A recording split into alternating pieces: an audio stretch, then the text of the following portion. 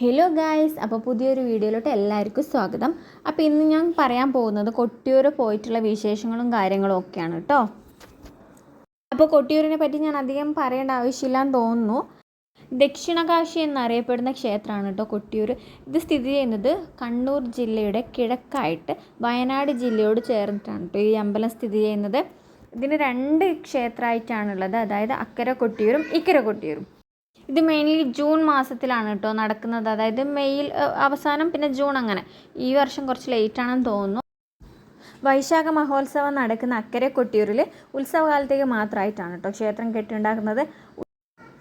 ഉത്സവകാലത്ത് ഇക്കരെ കൊട്ടിയൂർ ക്ഷേത്രത്തിൽ പൂജകളൊന്നും ഉണ്ടാവില്ല. ഭഗവാൻ പരമശിവനെ അപമാനിക്കാൻ സതിയുടെ പിതാവായ ദക്ഷൻ യാഗം നടത്തിയ സ്ഥലമായിട്ടാണ് കൊട്ടിയൂർ അറിയപ്പെടുന്നത്.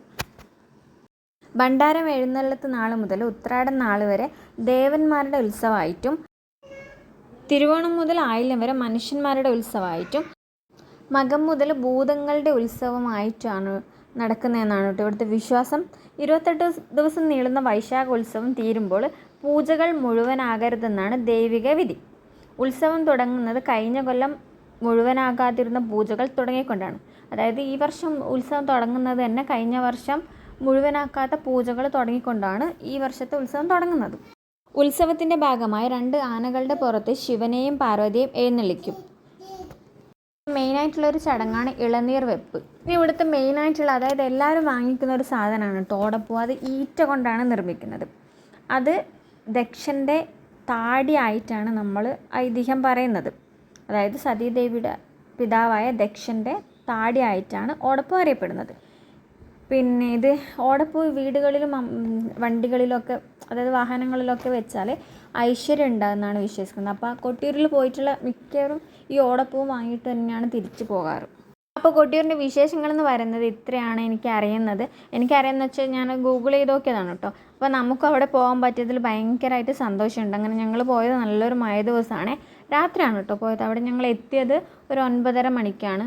അപ്പോൾ നമ്മൾ നല്ല മഴയത്താണ് പോയത്. പോകുന്ന സമയത്ത് ഞങ്ങൾ ഭയങ്കരമായിട്ട് ടെൻഷൻ അടിച്ചിരുന്നു.